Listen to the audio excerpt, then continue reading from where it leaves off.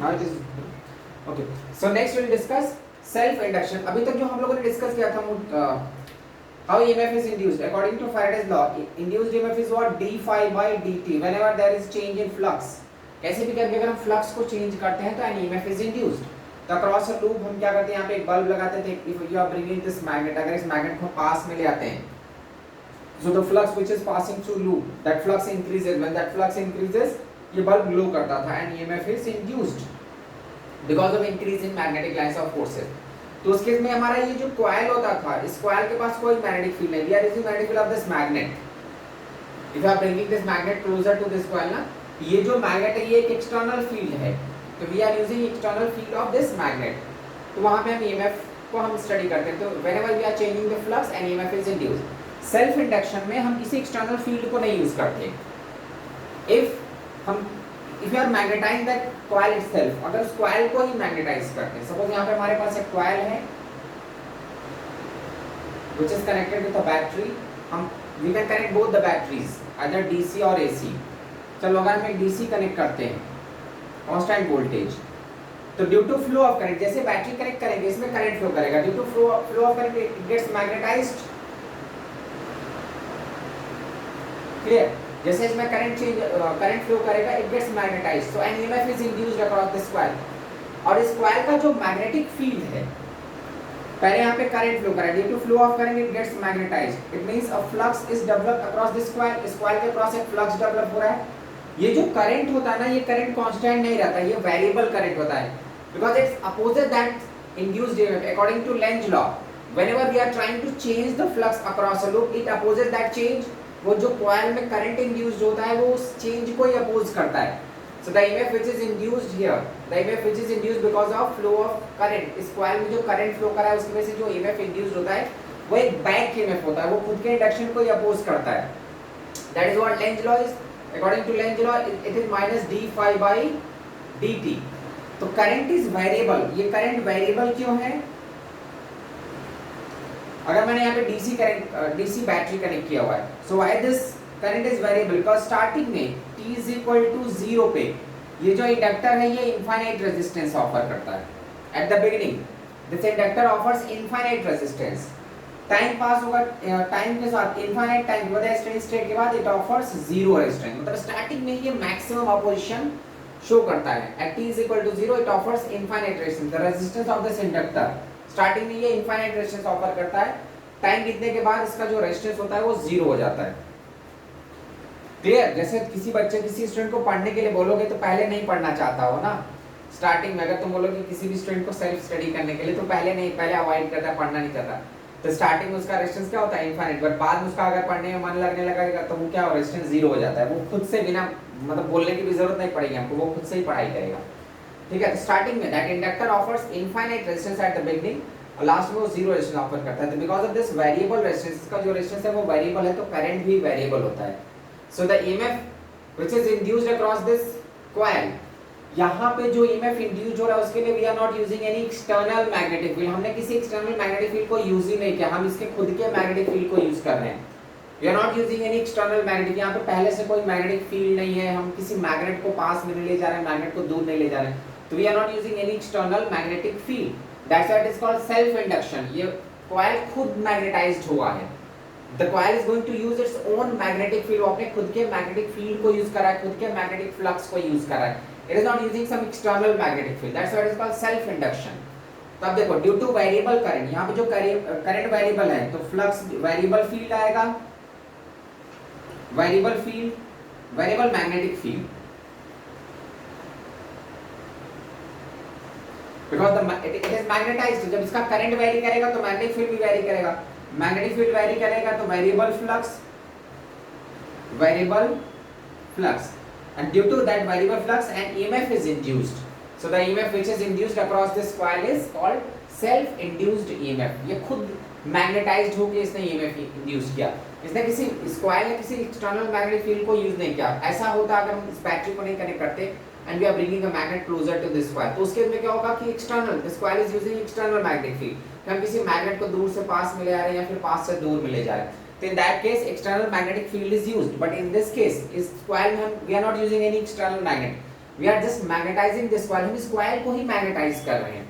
इसको बैटरी से कनेक्ट किया, this coil is magnetised, when this coil is magnetised an EMF is induced. अब magnetised हो जाना, सपोज हमने कॉइल को मैग्नेटाइज कर दिया, इट इज मैग्नेटाइज्ड, तो इसका मतलब ये नहीं कि when that coil is magnetized वो ईएमएफ इंड्यूस करेगा। To induced, for induced EMF that magnetic flux must be variable, अगर वेरिएबल फ्लक्स है then only EMF is induced.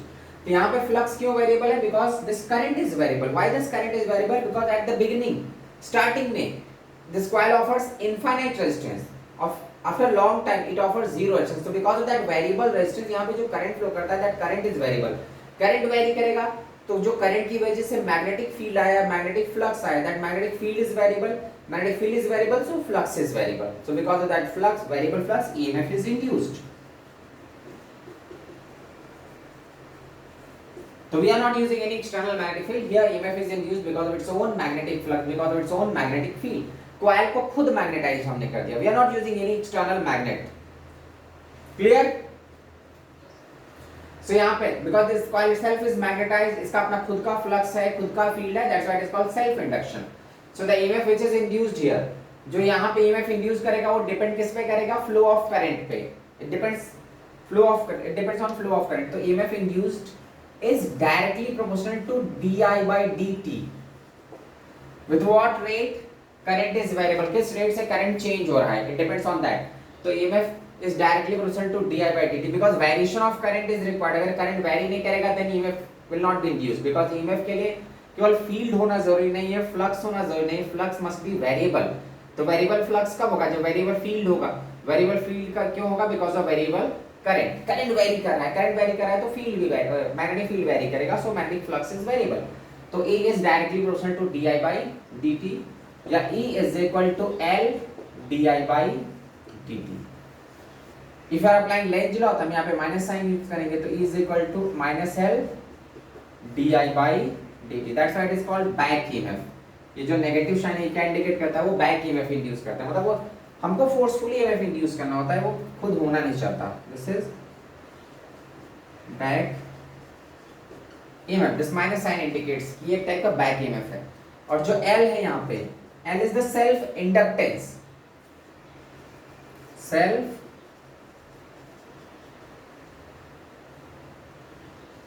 Inductance of coil, the coil which is used, उस coil का inductance कितना है? that is L। अब ये L जो होगा इस एक्सप्रेशन से अगर निकालते हो तो L की जगह what you right? EMF upon di by dt। This is just a relation, यहाँ से तुम L निकाल सकते हो, बट L इन पे डिपेंड नहीं करता। L डिपेंड करता है उसके स्ट्रक्चर पे, उस coil के स्ट्रक्चर पे, कि वो coil में कितने नंबर ऑफ टर्न्स हैं, उसका लेंथ कितना, उसका एरिया क्या है, it depends on those factor. So L is the property of that coil। अगर उसमें EMF नहीं है तो भी उसका सेल्फ इंडक्टेंस सेम रहता है। तो L is what? Self inductance which depends on number of turns, या it depends on structure of the coil, depends on structure of coil। तो ये जो L होता है वो उस coil के स्ट्रक्चर पे डिपेंड करता है, that is self inductance of the coil। तो यहाँ पे हमने coil को खुद मैग्नेटाइज्ड किया, that coil is magnetized। When it is magnetized, the current is variable because of the variable resistance offered by that inductor। Inductor का resistance constant नहीं रहता है, ये वेरिएबल रेजिस्टेंस ऑफर करता है। स्टार्टिंग में इट ऑफर्स इनफाइनाइट रेजिस्टेंस, धीरे धीरे स्टार्टिंग में रेजिस्टेंस इनफाइनाइट होगा तो करंट जीरो होगा, बट धीरे धीरे रेजिस्टेंस की वैल्यू डिक्रीज होती है तो करंट इंक्रीज करता है। तो it offers variable resistance because of that variable resistance current which is flowing in that inductor, that current is variable. अब करंट वेरी करेगा तो उससे जो मैग्नेटिक फील्ड डेवलप हो रहा है, even that magnetic field is variable, and because of that variable magnetic field, जो flux है उस कॉइल के क्रॉस फ्लक्स है, that magnetic flux is also variable. So due to that variable flux an EMF is induced. यहाँ पे हमारा induced, so L is equal to E divide by di by dt। अब इस L को हम निकाल सकते हैं, L का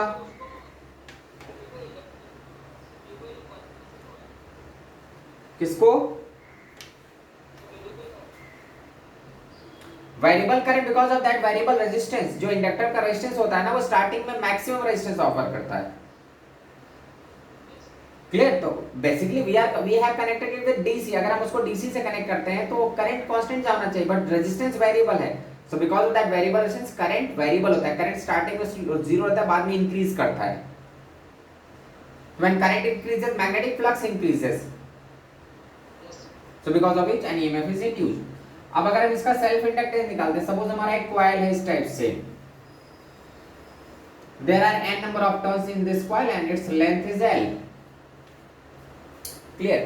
तो इस पॉइंट, इसके सेंटर पे जो मैग्नेटिक फील्ड होता है, by using Ampere's law, magnetic field का एक्सप्रेशन क्या होता है इसके सेंटर पे? Mu naught N I by L.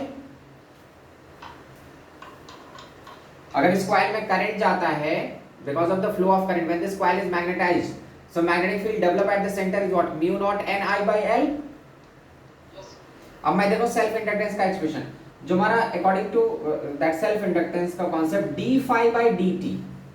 d phi by dt is what? L di by dt. This is what the rate of change of flux, that is the self induced, that is EMF which is induced. तो d phi by dt is equal to what? L di by dt. हम इस di को cancel कर सकते हैं, तो phi is equal to what you can write? Li. ठीक है. अब मैग्नेटिक फ्लक्स क्या होता है? Magnetic field into area. Flux is what? Due to single turn, it is B into A. Clear? And if there are n number of turns, then what you can write? NBA is equal to Li. Now magnetic field क्या है? Mu naught Ni by L. ये Li मैं ऐसे लिख दे रहा हूँ, mu naught Ni by L. So what you can write? N into magnetic field is mu naught Ni by L into area is equal to Li.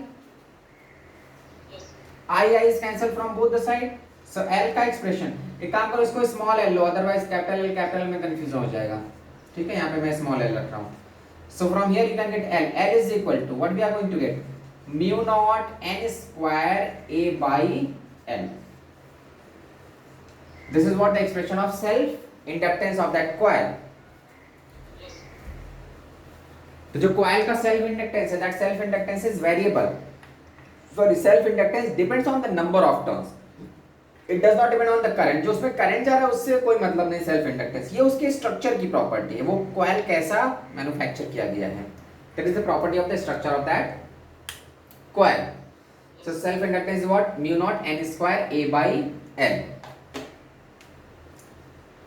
Clear?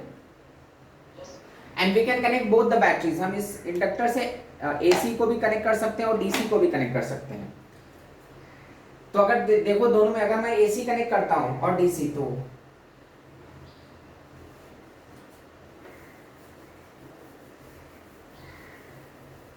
what is its behavior if you are connecting it with AC and DC?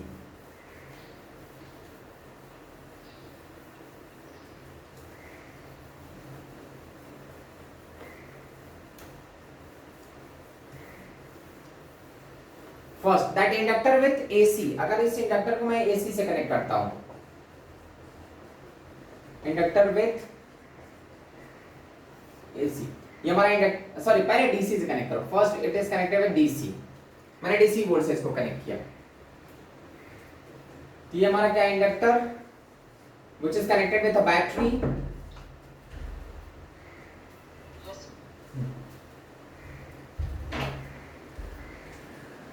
That inductor is connected. Inductor is of self inductance cell. It is connected with a DC volt. पहले मैंने DC से connect किया, बाद में मैं AC से connect करूंगा. ठीक है. सो यहाँ पे जो करंट का एक्सप्रेशन आएगा, if it is connected with DC, तो जो करंट का ग्राफ आता है, ठीक है, वो इस टाइप से आता है. मतलब करंट स्टार्टिंग में जीरो था, बाद में वो इंक्रीज करता है. The current increases with time. I and T when it is connected with DC, because here starting में resistance offered by that inductor is what? Infinite, and after long time resistance offered by that inductor is what? R. after time मतलब T is equal to 0 पे RL और T is equal to infinite पे. infinite पे resistance कितना offer करता है? 0. at the beginning starting में T is equal to 0 पे resistance offered by that inductor is infinite. starting में वो infinite resistance ऑफर करता है, बाद में उसका जो resistance होता है वो डिक्रीज कर जाता है, मतलब जीरो हो जाता है एकदम नेग्लेक्सिबल. तो स्टार्टिंग में करंट जीरो रहेगा, बाद में करंट इंक्रीज करता है अक्रॉस दैट इंडक्टर. क्लियर? अब जो यहाँ पे जो वोल्टेज है, मैंने V वोल्ट का कनेक्ट किया, V वोल्ट की बैटरी कनेक्ट किया, तो ये क्या करेगा? अगर इस पूरे लूप में ये जो पूरा लूप है यही वोल्टेज इसके इक्वल यहाँ पे भी डेवलप होगा, V इज इक्वल टू, या अगर हम इस लूप में किरचॉफ लॉ अप्लाई करते हैं, so what we can write, V minus L di by dt is equal to 0। यहाँ पे जो ईएमएफ इंड्यूस्ड करेगा, ये पूरे लूप में दो ही वोल्टेज है, एक यहाँ पे वोल्टेज ड्रॉप है, एक यहाँ पे, तो अगर मैं यहाँ से स्टार्ट करता हूँ, if you are starting from here, यहाँ से स्टार्ट करो, तो V उसके आगे जाते हो तो क्या हो जाएगा, V and self induced EMF is what, L di by dt is equal to 0। तो L di by dt is equal to what, V here, या यहां से हम क्या निकाल सकते हैं, di by dt is equal to what, V by L, ठीक है। अब ये हमारा एक स्मॉल सेगमेंट ऑफ करंट है, तो अगर मैं इसको इंटीग्रेट कर देता हूं, what we can write, di is equal to V by L dt। तो टाइम के साथ जैसे जैसे दोनों साइड इंटीग्रेट करोगे, स्टार्टिंग में करंट क्या है, 0, 0 से करंट क्या जाएगा, I, और ये जाएगा 0 टू t, क्लियर। तो विथ टाइम, जब टाइम चेंज होगा, जैसे से टाइम की स्टार्टिंग में टाइम 0 है, तो resistance offered by this inductor is what, infinite, and time t is equal to infinite, resistance offered by that inductor is 0। Normally हम जब यहां पे कनेक्ट करते हैं, तो अगर एक इसको t से इंडिकेट करो, मतलब जो हमारा करंट होगा di, या इसको LR से R से अगर हम यहाँ पे रेजिस्टेंस भी कनेक्ट करते हैं, तो उसमें करंट का ग्रोथ, मतलब when it is connected with DC, जब ये डीसी से कनेक्टेड होता है तो इसमें स्टार्टिंग में रेजिस्टेंस इनफाइनाइट होगा, तो करंट 0 होगा। यहाँ पे मैं लिख दे रहा हूँ, when resistance at the beginning, when resistance is infinite, I starting में क्या होगा, 0, the current flowing in that inductor is 0, and at t is equal to infinite, the resistance offered by that inductor is 0, तो उस time पे current क्या होगा, maximum. तो ये हमारा जो करंट का ग्राफ होता है, when it is connected with DC voltage, तो डीसी वोल्टेज के साथ धीरे धीरे करंट क्या होगा, इंक्रीज करेगा, और जब भी करंट इंक्रीज करेगा इस टाइप से, मतलब करंट इंक्रीजेस, ये हमारा टाइम, जब भी करंट की वैल्यू इंक्रीज करेगी, मैग्नेटिक फील्ड इंक्रीज करेगा, फ्लक्स इंक्रीज करेगा, so EMF is induced, clear. So EMF is induced across that part, but t is equal to infinite पे, जब t इनफाइनाइट होगा आफ्टर लॉन्ग टाइम, करंट में change नहीं रह जाता, di की वैल्यू 0 हो जाती है, बिकॉज़ करंट इज एकदम मैक्सिमम सैचुरेट हो गया करंट यहाँ पे, clear. At t is equal to infinite, di is 0 ना, because current is maximum at that time, अब उससे ज्यादा वो जा नहीं सकता, तो di जब 0 हो जाएगा, तो ईएमएफ भी क्या हो जाएगा, L di बाई dt, तो di बाई dt खत्म, तो ईएमएफ भी क्या हो जाता है, 0। मतलब स्टार्टिंग में ईएमएफ की वैल्यू, जो स्टार्टिंग में ईएमएफ इंड्यूस्ड होता है वो मैक्सिमम होता है, लेकिन अब जब वो सैचुरेट हो जाता है, तो उस टाइम पे ईएमएफ की वैल्यू क्या हो जाती है, 0। When it is connected with DC, DC के साथ इसकी ये कहानी है, डीसी में क्या होगा, स्टार्टिंग में करंट मिनिमम रहेगा, लेकिन करंट की वैल्यू कम है, लेकिन उसमें चेंजेस हैं, स्टार्टिंग में चेंज है, उसमें उसकी वैल्यू 0 है, तो 0 से चेंज होगा, मतलब करंट इंक्रीज कर रहा है, करंट इंक्रीज करेगा, तो self EMF is induced because of that variable current. Current is variable, magnetic field is variable, field is variable, flux is variable, so EMF is induced. लेकिन जब current saturate हो जाता है, once the current is saturated, एकदम maximum current जा रहा है, तो उस टाइम पे वहां पे इस इंडक्टर के क्रॉस कोई वोल्टेज नहीं जाता, because di by dt खत्म हो जाता है ना, once the current is saturated। ये कब की कहानी है, डीसी की कहानी है, once the current is saturated, यहाँ पे di by dt की वैल्यू 0, तो इस इंडक्टर के क्रॉस कोई EMF नहीं रह जाएगा। But if when you are connecting this with AC, अगर इसी इंडक्टर को हम AC से कनेक्ट करते हैं, then what will happen, because AC में तो हमको कुछ टेंशन नहीं लेना, AC का तो करंट अपने आप फ्लक्चुएट होते रहेगा, inductor with AC,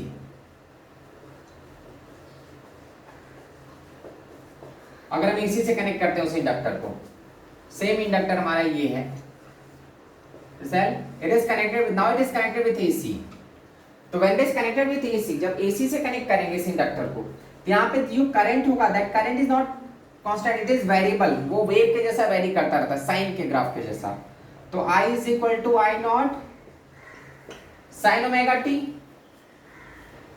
clear. I connected this inductor with AC, तो जब when this inductor is connected with AC, तो AC में क्या होगा, करंट पहले से ही फ्लक्चुएट हो रहा है, मतलब करंट हमेशा, current is always variable. Now the EMF which is induced in this, हां, तो वोल्टेज भी वेरिएबल रहेगा, यहाँ पे वोल्टेज 0 नहीं होता, when it is connected with DC, DC के केस में क्या होता है, स्टार्टिंग में करंट जीरो था बट उसमें चेंजेस था, तो स्टार्टिंग में करंट जीरो है, लास्ट में जाके करंट सैचुरेट हो जाता है मैक्सिमम वैल्यू। तो स्टार्टिंग में तो वोल्टेज बैक ईएमएफ इंड्यूस करता है, लेकिन जब once the current is saturated in case of DC, once the current is saturated, current की वैल्यू मैक्सिमम हो गई तो उसका बैक ईएमएफ खत्म हो जाता है, वहां पे कोई ईएमएफ नहीं रह जाता। लेकिन यहाँ पे ऐसा नहीं, यहाँ पे क्या I is equal to I naught sin omega t, that current is variable, तो वोल्टेज क्या होगा L di by dt when it is connected with AC। तो अब क्या हो जाएगा L di by dt, इसको डिफरेंशिएट करो तो ddt of I naught sin omega t, if you are differentiating this तो E is equal to क्या हो जाएगा L I naught ddt of sin omega t, तो क्या हो जाएगा cos omega t into omega, सी आ रहा है L I naught omega cos omega t, मतलब ये भी वेरिएबल है, both are variable, voltage and current. Current भी वेरिएबल है साइन के अकॉर्डिंग और वोल्टेज भी वेरिएबल है कॉस के अकॉर्डिंग, तो in this case both are variable, voltage and current. और ये साइन के जैसा वेरी करेगा या कॉस के जैसा, तो हम इन दोनों का ग्राफ प्लॉट कर सकते हैं। वोल्टेज का ग्राफ कैसा होगा कॉस के अकॉर्डिंग, और करंट का ग्राफ साइन के जैसा। करंट को मैं डॉटेड लाइन से शो कर रहा हूं, this is what EMF and this is I।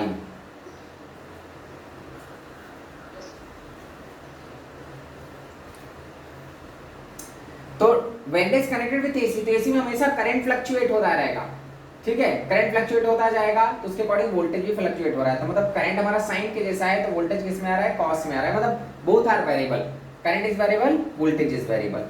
But when it is connected with DC, तो DC के साथ में क्या होता है कि स्टार्टिंग में वोल्टेज आता है, स्टार्टिंग में बैक ईएमएफ आता है, बट बाद में वो करंट सैचुरेट हो जाने के बाद बैक ईएमएफ खत्म हो जाता है। when it is connected with DC, तो DC में क्या होगा starting at t is equal to 0, the resistance offered by this inductor is what infinite, वो स्टार्टिंग में इनफाइनाइट रेजिस्टेंस ऑफर करता है, तो उस टाइम पे करंट जीरो है। And when after long time at या steady state t is equal to infinite हम ले लेते हैं, मतलब long time, after long time the resistance offered by this inductor is zero, long time के बाद रेजिस्टेंस जीरो ऑफर करता है, तो उस टाइम पे करंट मैक्सिमम हो जाता है, मतलब करंट सैचुरेट हो गया, ये मैक्सिमम करंट है। क्लियर? तो आफ्टर लॉन्ग टाइम मतलब जब ये करंट सैचुरेट हो गया तो उस टाइम पे कोई ईएमएफ नहीं रहता है, स्टार्टिंग में ईएमएफ होता है, बाद में ईएमएफ क्या हो जाता है zero. Once the current is saturated, यहाँ पे ईएमएफ कितना है L di by dt, और यहाँ पे करंट सैचुरेट हो गया तो यहाँ पे ईएमएफ की वैल्यू क्या हो गई जीरो, बिकॉज करंट नहीं चाहिए। करंट से क्या होगा कॉइल मैग्नेटाइज्ड रहेगा, अगर कॉइल में करंट फ्लो कर रहा है तो कॉइल मैग्नेटाइज्ड तो रहेगा, बट केवल मैग्नेटिक फील्ड होना सफिशिएंट नहीं है ईएमएफ के इंडक्शन के लिए, वो मैग्नेटिक फील्ड फ्लक्स वेरी करना चाहिए। अगर if magnetic field is variable, magnetic flux is variable, then only EMF is induced. तो once the when it is connected with DC, once the current is saturated, एक बार current अगर saturate हो गया तो उसमें वेरिएशन ही नहीं रह गया ना, फिर वो तो एकदम मैक्सिमम वैल्यू पे आ चुका है। तो मैक्सिमम वैल्यू पे कॉइल में मैग्नेटिक फील्ड भी है, coil is magnetised still, but वहां पे कोई वेरिएशन ऑफ करंट नहीं है। If there is no variation of current, no variation of flux, so no EMF is induced once the current is saturated. तो starting में EMF आएगा लेकिन बाद में ईएमएफ नहीं रह जाता। एसी में ऐसा नहीं होता, एसी में हमेशा फ्लक्चुएट होते रहता है, उसमें भी वोल्टेज जीरो होता है, करंट भी जीरो होता है, ठीक है, जब करंट जीरो होगा तो वोल्टेज भी उसके अकॉर्डिंग जीरो होता है, लेकिन ऐसा नहीं वहां पे खत्म रुक जाता है, वहां पे हमेशा फ्लक्चुएशन में वेरी करता रहता है करंट भी और वोल्टेज भी। लेकिन यहाँ पे ऐसा नहीं, यहाँ पे इंक्रीज होते होते सैचुरेट हो गया, ये इंक्रीज हो गया, इसलिए देखो ये डीसी का ग्राफ है, जब when it is connected with DC current saturate हुआ एक्सट्रीम वैल्यू पे गया, वहां पे ऐसा नहीं, वहां पे तो ऊपर नीचे हो रहा था ना when it is connected with AC, तो एसी में current is fluctuated, that's why voltage is also fluctuated, but यहाँ पे ऐसा फ्लक्चुएट नहीं करता, it is DC connected with DC battery. तो डीसी में क्या होगा करंट सैचुरेट होगा, मैक्सिमम करंट अचीव करके रुक जाएगा, मतलब मैक्सिमम वैल्यू को अचीव कर लेगा, अब उससे आगे करंट नहीं जाने वाला। तो once the current is saturated, अब करंट सैचुरेटेड है, मैक्सिमम करंट फ्लो कर रहा है, मैक्सिमम मैग्नेटिक फील्ड, उस टाइम पे फ्लक्स भी मैक्सिमम है लेकिन ईएमएफ नहीं है, बिकॉज़ फ्लक्स चेंज नहीं हो रहा है। Clear? So when current is saturated, even if at that time maximum magnetic flux is develop, उस कॉइल के क्रॉस मैक्सिमम मैग्नेटिक फ्लक्स है, लेकिन वो हमारे किसी काम का नहीं, बिकॉज़ वो ईएमएफ नहीं इंड्यूस कर सकता, फ्लक्स ईएमएफ इंड्यूस नहीं करेगा, फ्लक्स में वेरिएशन चाहिए according to Faraday's law, if there is a change in flux across a loop then only EMF is induced. तो यहाँ पे करंट सैचुरेट हो गया है तो फ्लक्स मैक्सिमम तो है लेकिन उसमें वेरिएशन नहीं है, तो no EMF is induced once the current is saturated. ये डीसी का बिहेवियर है। और एसी में तो क्या होता है, एसी में हमेशा करंट फ्लक्चुएट हो रहा है तो वोल्टेज भी हमेशा चेंज ही होता रहेगा। Clear? and its unit is, it is measured in Henry, that self inductance, ये जो L होता है ना, it is measured in Henry. तो एसी और डीसी में बिहेवियर अलग है। डीसी में क्या होगा, स्टार्टिंग में इनफाइनाइट रेजिस्टेंस ऑफर करेगा, बाद में जीरो रेजिस्टेंस। जब जीरो रेजिस्टेंस है तो करंट मैक्सिमम। एसी के केस में करंट जैसे जैसे फ्लक्चुएट होगा उसके अकॉर्डिंग वोल्टेज, बट है दोनों में बैक ईएमएफ। यहाँ पे भी बैक ईएमएफ है, यहाँ पे भी बैक ईएमएफ ही है।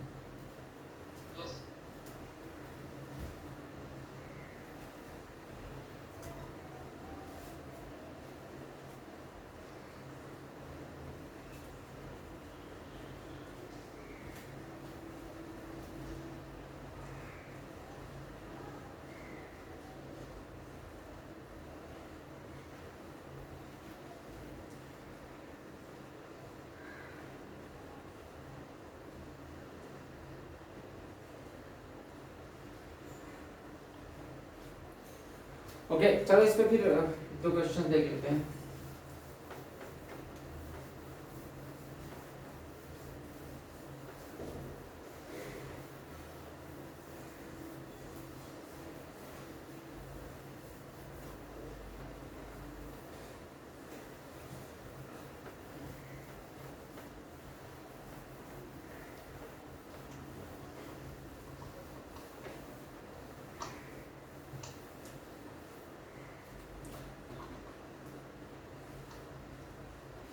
ओके और अगर सपोज करो एल और आर साथ में connected, that inductor L R circuit with DC voltage. अगर सपोज करो रजिस्टर और इंडक्टर साथ में है, ये रजिस्टर पहला हमारा resistor and inductor both are connected together, ये आर है और एल है, and it is connected with a DC volt, ठीक है। That L R circuit, in the same circuit inductor और रेजिस्टर दोनों कनेक्टेड हैं। तो इस केस में क्या होगा, स्टार्टिंग में एट द बिगिनिंग, स्टार्टिंग में ये कितना ऑफर रेजिस्टेंस करेगा, स्टार्टिंग में ये कैसा होगा, जीरो इनफाइनाइट रेजिस्टेंस ऑफर करेगा, बाद में जीरो रेजिस्टेंस ऑफर करेगा, and the battery which is connected here is what V. तब यहाँ पे अगर हम वोल्टेज का वेरिएशन और करंट का वेरिएशन देखते हैं, तो फिर से क्या करो, इस में अगर यहां से किरचॉफ्स लॉ अप्लाई करते हो, इधर वोल्टेज क्या डेवलप होगा, I R, the voltage develop across this, and यहां पे वोल्टेज कितना डेवलप होता है, L D I by D T. तो अगर मैं यहां से स्टार्ट करता हूं, तो ये तो हमारा इस केस में बैटरी के केस में वोल्टेज राइज कर रहा है, तो इसको मैंने प्लस लिखा, plus V minus I R minus L D I by D T is equal to zero. मैंने किरचॉफ लॉ अप्लाई कर दिया, now the loop is completed. अब मुझे करंट के वेरिएशन को स्टडी करना है, मतलब करंट कैसे वेरी करेगा वो चाहिए। तो बस ये फैक्टर को DI को इंटीग्रेट करना है मुझे, बिकॉज DI क्या है, small variation in current, small change in current, इसी को पकड़ के बाद में इसको इंटीग्रेट मानना है मुझे, बिकॉज मुझे करंट का एक ग्राफ चाहिए कि करंट कैसे वेरी किया, करंट कैसे इंक्रीज कर गया। तो इसको एक साइड करो, तो what we can write, L DI by dt is equal to what, V minus IR। इसको मैं राइट साइड लेके चले गया, तो L DI by dt is equal to what, V minus IR। वो जो छोटा वाला करंट है ना, उसी को मैं पकड़ूंगा, बाद में मैं उसी को इंटीग्रेट करने वाला हूं। तो सिंपलीफाई करो, सेम वेरिएबल सेम साइड ले जाओ, what we can write, DI divide by V minus IR को मैं लेफ्ट साइड ले आ रहा हूं, is equal to 1 upon L dt। जो DI का ऑपरेटर था ना, तो उसके साथ मैंने करंट का फंक्शन को लेफ्ट साइड लाया, ये पूरे फंक्शन को, तो DI by V minus IR is equal to 1 upon L dt। दोनों साइड को इंटीग्रेट कर दो, तभी मैं अपने करंट के वेरिएशन को स्टडी कर सकता हूं कि करंट कैसे इंक्रीज हुआ। करंट क्यों इंक्रीज हुआ हमको क्यों मालूम है, करंट पहले जीरो था, जीरो से क्या हो गया, आई हो गया। तो क्यों इंक्रीज कर रहा है, because resistance across that inductor decreases with time, time के साथ रेजिस्टेंस डिक्रीज कर रहा है तो करंट इंक्रीजेस।